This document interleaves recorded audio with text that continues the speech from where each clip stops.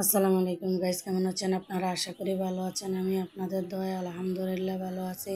প্রতিদিনের মতো আজকে একটা ব্লগ নিয়ে আসলাম। এই যে আমাদের একদম পাশে, আমরা যেখানে থাকি আর কি, এর পাশে এখানে একজন লোক মারা গেছে। তো আমি রাত্রে অনুভব করতে পারছি আর কি, যে এখানে রাত্রে একজন লোক মারা গেছে।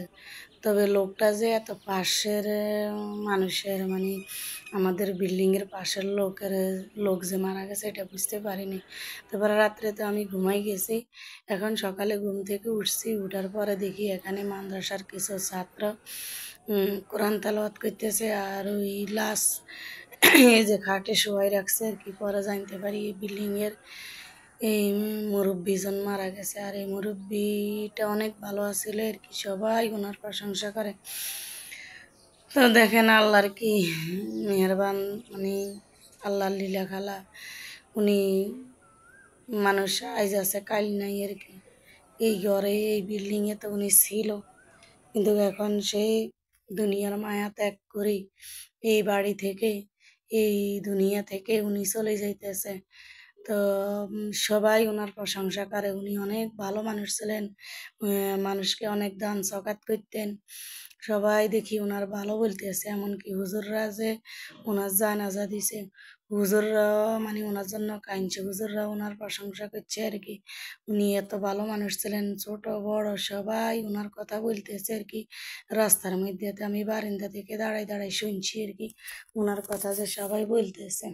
এমনিতে দেখতাম এই বাড়ির সামনে, আপনার এই রাস্তায় ওনারা দেখতাম আর কি। আমি বারিন্দায় বা আমার রুমে বসলে ওনারা দেখতাম। তবে তখন তারা তো অনুভব করতে পারিনি উনি যে এত ভালো মানুষ। কিন্তু এখন যে সবাই ওনার প্রশংসা করতেছে আর কি, উনি মারা যাওয়ার পরে সবাই ওনার প্রশংসা করতেছে যে উনি অনেক ভালো মানুষ ছিলেন। তো যাক, ওনাকে নিয়ে আসছে মসজিদে। এখন সকাল 9টা ওনার জানাজা হবে, আর উনি মারা গেছে রাত্রে 11টায়। আর এখন জানাজার জন্য মানুষ সব আসতেছে, উজু করি সবাই জানাজার জন্য দাঁড়াই গেছে। তো এখন ওনার জানাজা হইতেছে, কিন্তু ওনার এই জানাজায় ওনার এক ভাই, ও যে পাশে পাঞ্জাবি গায়ে দেখছেন, ওনার কথাগুলো তো আর আমি এখানে রাখি না, কারণ অনেক আওয়াজ টাওয়াজ শোনা গেছে এ কারণে। কিন্তু ওনার ভাই সবার কাছে ভাইয়ের জন্য দোয়া চাইছে। আর নিজের ভাই পর্যন্ত বলছে যে আমার ভাইয়ের মতো মানুষ হয় না, আমার ভাই আমাদের জন্য অনেক কিছু করছে।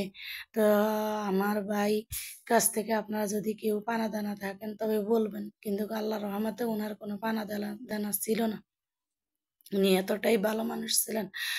আর এই মানে আমার চোখের সামনে দেখলাম যে একজন ভাই আর একজন ভাইয়ের জন্য কতটা কান্নাকাটি করে। তো এই আসলে আমি বারান্দা থাকি আর কি, এগুলা দেখছি। তো অনেকক্ষণ আমি দাঁড়াই রইলাম জানাজা পর্যন্ত।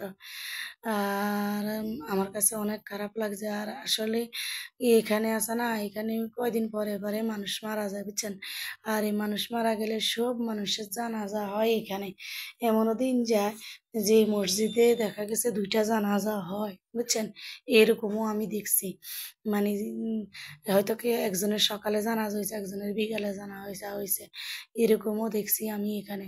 তো আমার জন্মের পর ধরি আমি এরকম দেখি না, জানাজা দেখছি হয়তো এরকম আর কি 2 দিন 4 দিন পরে পরে যেন জানাজা মানুষের হয়, এরকম দেখি না। তো মাঝে মধ্যে আমার ভয় লাগে বুঝছেন।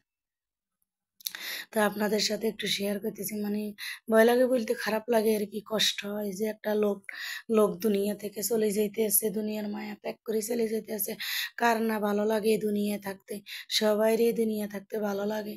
এই যে মানুষটা চলে যাইতেছে আর তো ফিরে আসবে না। মানুষ বিদেশ যায়, এখানে যায় সেখানে যায়, কিন্তু কদিন পরে ঠিকই কয় মাস পর বছর পর মানুষ আবার ফিরে আসে। কিন্তু এই যে এই দুনিয়ার মায়া ত্যাগ করে যখন মানুষ চলে যায় তখন তো আর ফিরে আসে না। তো যাক, ওনার জানাজা শেষ, আমি চলে আসলাম বারিন্দা থেকে। আর আমি থাকলাম না, এদিক দিয়ে আমার কাজ আছে তাই আর দাঁড়াইলাম না আর কি। আর এখানে আমার হাজব্যান্ড আর কি হলুদ আনছে আর মরিচের আগে আনা হয়েছে। তো এগুলা আমি ছাদে শুকাইতে দিছি আর কি।